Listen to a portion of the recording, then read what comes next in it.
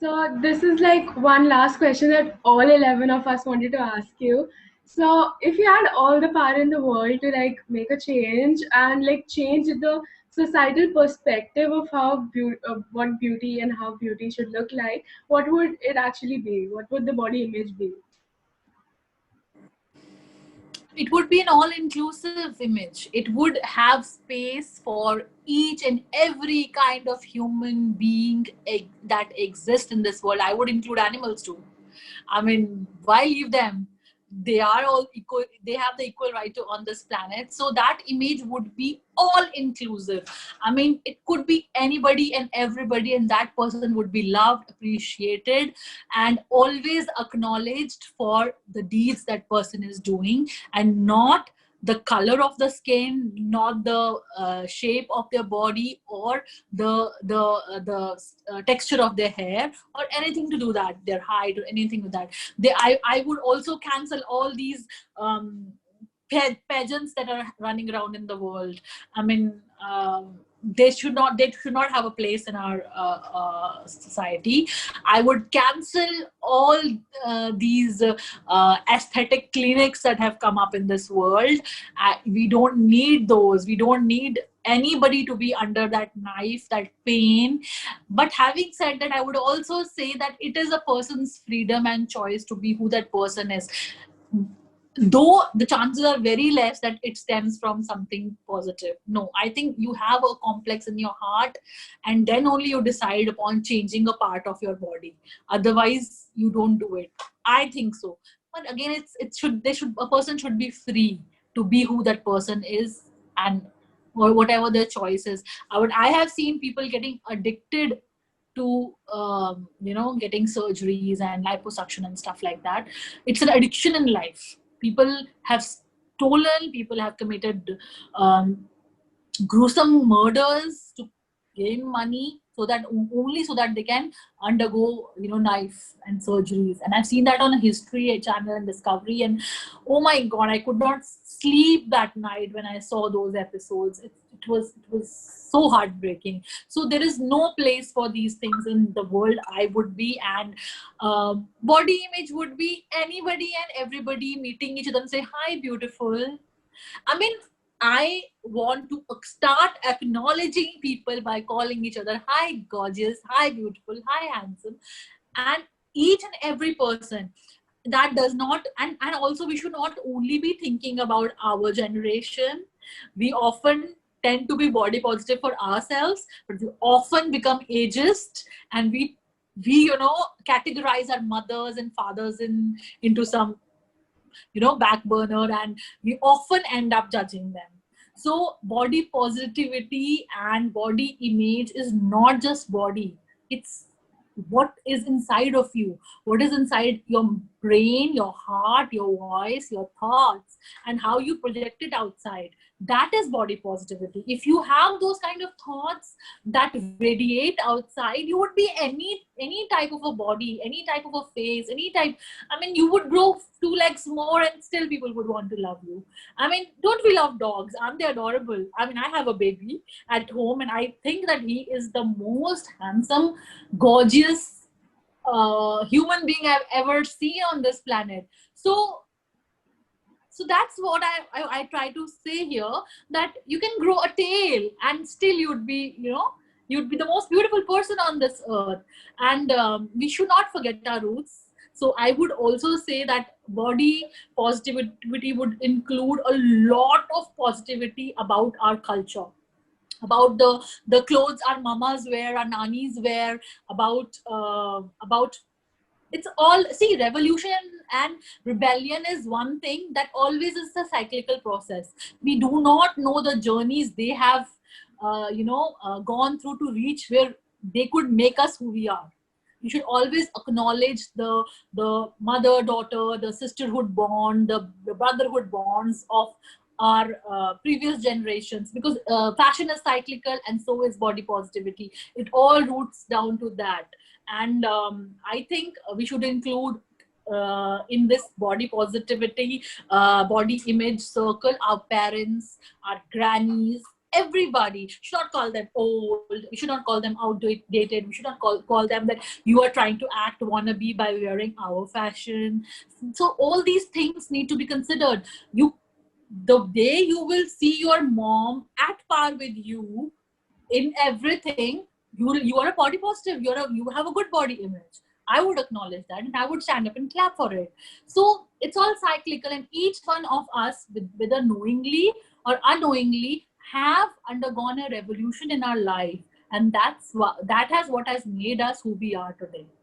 So that is the kind of world I see. So verbal etiquette is very important for me. Acknowledgement is very important for me. It's very cool to wear cycling shorts and a bralette and move around the world. I do that. I like doing that.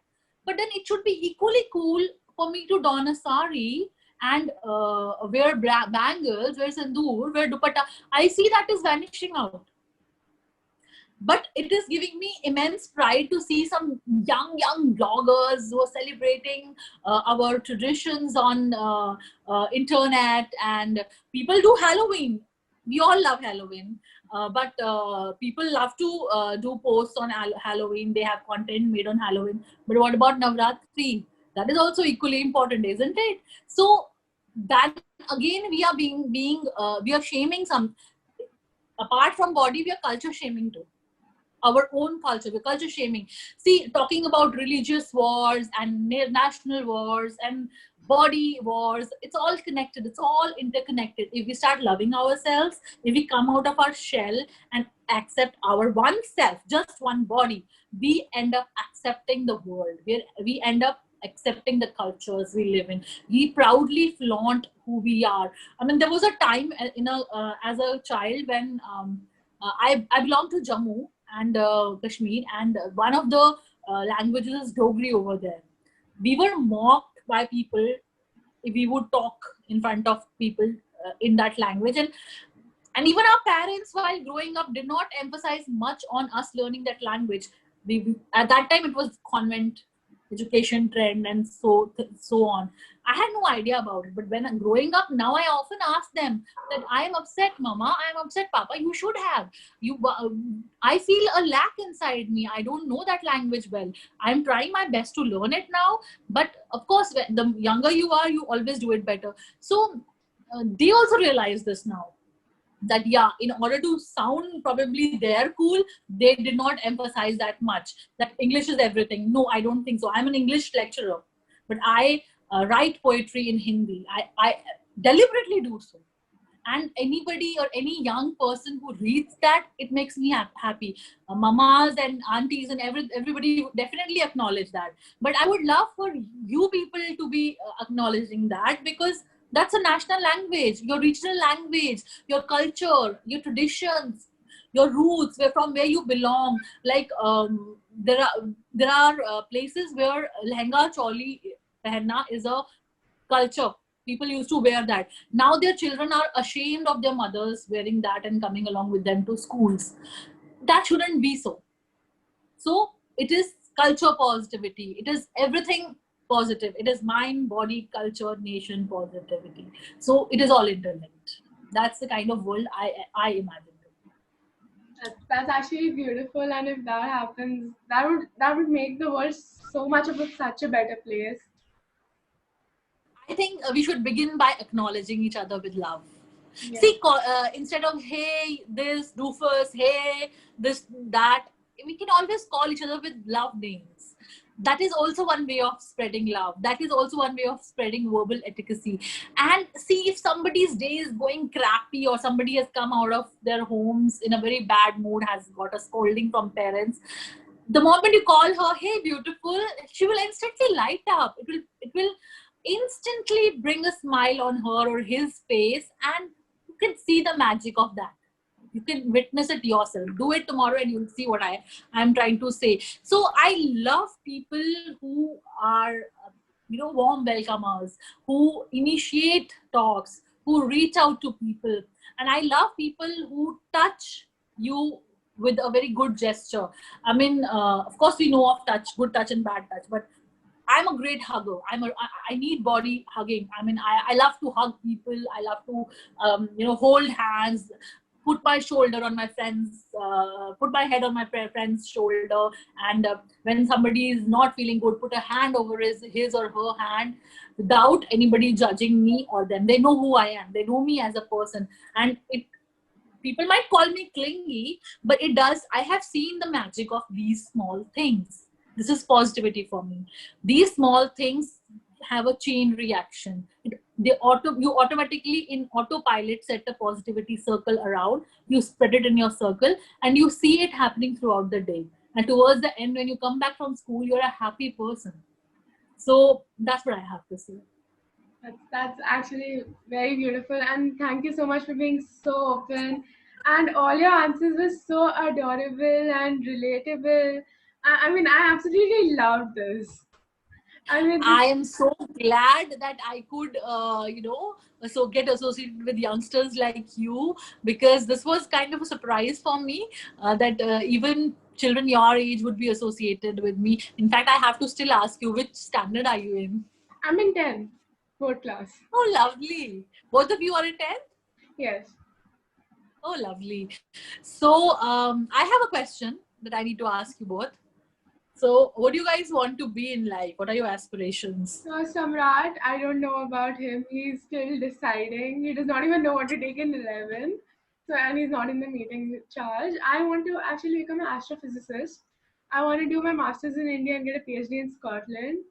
That's Oh, my. lovely. Both ways, I think it's equally good. Being impromptu is equally exciting. I mean, I was one person who did not know who she wanted to be. I still don't know, because I keep hopping, careers. I mean, everybody laughs at me. I reach to a good level and I leave. I get bored. And I think that has worked pretty well for me, because I got to live multiple lives in this one life. And I think I'll go on to be like that. I mean, I don't even know I'm going to continue blogging next year or not. I'm not even sure. I mean, something else should keep. And then again, getting a sorted vision and being very, very particular about what you want is equally powerful, I feel. But I only one thing that I do miss is that I ask my students and stuff too. Nobody wants to be a teacher these days. That is kind of a little downside of it, because everybody will become somebody or somebody, but who will teach? That is why these occupations like influencing and bloggers have come up. Now everybody wants to teach. Everybody wants to tell somebody that I know this and I'm better at this. Who's going to teach? I mean, if everybody is teaching, so nobody wants to be a teacher. I would love for youngsters to start teaching and change this education system and probably bring some radicalization into it. And I'm so hoping that people amongst you choose to, I mean, teacher doesn't mean that you have to be a official teacher, but we can always take out time and extend whatever knowledge we have to anybody who might need it or who would get impacted through it. So that would be a suggestion, that whatever you do in life, teach people, reach out to people and teach them whatever little bit you can teach.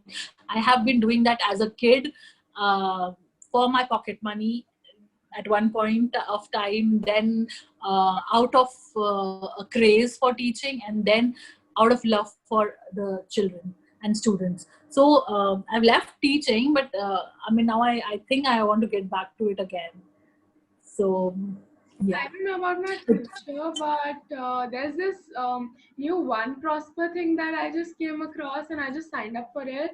It's that like they will sign us up. They're like teaching buddies, volunteers. So they will sign us up with Indian girls who want to like learn, who are like 3 4 years younger than us, and we have to help them learn English because. So it's like I think it's one Prosper and Samruddhi Foundation, USA and India collaborated. So I signed up for that. It's in November and December. That's an amazing thing, and that made me really happy. I mean, I'm really happy to hear that. Also, I mean, I don't know about you guys right now, but during our time, we were sort of taught to do community service hours weekly. And I was a president of one group I had formed at that time, that was YSM, Young Students Movement.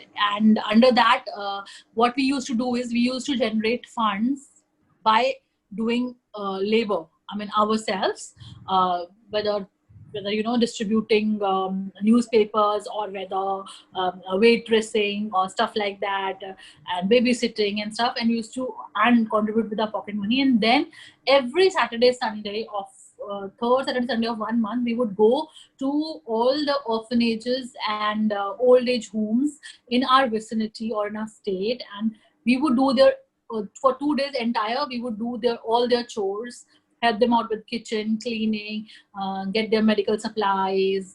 Some ladies were so old they needed head baths and medical food, and they were forlorn. And you know what?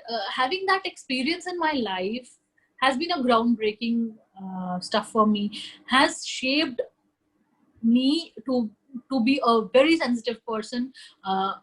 आगे जाके. And I think that is one thing I would also want you guys to start off with, that I mean, whatever little in your own little way, you guys can form a group and go and help out in orphanages, blind homes, old age homes. Especially old age homes, they need people to love them, because they are thrown out of their houses, and there's nobody wants to take care of them, and they're lying in those old age homes alone and waiting. And when we used to go there, we had almost sort of a bond with them. For several years I had bond with them, and I would go, and they would be waiting for me since morning, getting decked up and sitting and waiting. And sometimes they would keep their money safe to make laddus for us and stuff like that. So all these things are body positive related. It will definitely, it is a positive thing, and it will cause ripple effect in your body. It will cause emotions in your body that will charge up your hormones and make you a happier, more accepting, more self-loving person. A person who not only loves herself but has a heart to include so many people, unknown people, into their own lives. And I think this, if we extend this circle, this shaming thing will soon be gone out of our lives, because they never judged me. They never judged me, and I never judged them, and they loved me, I mean, unconditionally. And I would go there for one full day dedicated to them, and I would forget everything anybody ever said to me. And I know that in from their eyes I could see that they were the happiest at that time. So we kind of bonded, even though we had no relation. So this is one thing from my side, I suggest you guys, because since you're doing such a good, amazing thing, you are already a group, you can come up with so many things. Just a little suggestion. Yeah, I think we will. Actually, the problem with us as a group is that we're not in one place. So there's like very Oh, few people from Mumbai. Then like Samrat here, he was from Delhi. The people from Port Blair, they're from Goa. Then Visakhapatnam, Chennai. So we're all over. okay. Oh, I thought you guys are from one school. No, no. I've no Samrat. I've known him since class second, and others I've known since like last year or maybe before that. And because being Navy children, we've transferred out to places and stuff. So I understand. Yeah, I understand completely. we're like, And what about your school buddies and all? Samrat, I just said I've known him since second, and like all these people, I've either met them once in my life, or I've heard about them or talked to them through somebody. And but I've been a rock. I've been in Mumbai since class second. Others have moved around, come back, gone again, but I've been in. Okay. Okay, I get it now. I get it. So your immediate school class people, you have friends, right? There. Yeah. So you're involving them in this project or no? Yeah, actually, we decided that we will actually put out an issue in October itself, and then we will close down because like people will be like board skill aparna and stuff. So we will just like close down. But we got so many articles from people that we were like, who is going to read around 200 pages? So we decided to split them up into part A and part B. Oh, lovely. So amazing. Yeah, this is very good. You should keep on doing it. I mean, take a break in between, but carry it on with it. And things, ऐसे ही, things like done in this way come later on turn out to be big things. So don't let go of it. And my best wishes are with you. I'm so glad that I could resonate a little bit with your age group, and I'm happy. So, okay, I hope to see you somewhere around. And if you do, Yeah, if I see you, please come say hi. definitely, and you can, otherwise, also, anytime you want to come, just give me a message and a call, and we can pre decide a time so that I can be home. And you're most welcome to come over. Oh, thank you so Do much. visit. Much love, much love. Okay, then, take care. It was Bye. lovely, Thank you lovely so talking much. to you. And Samratu, both of you, amazing. I love these questionnaires. I mean, recently, jitne bhi maine interviews kiye, I think the questions asked were the best from you a lot. Thank you so much. That means a lot. Okay, thank you so much. Bye bye, baby. Take care. Bye. Bye, beautiful. Bye, gorgeous. Bye.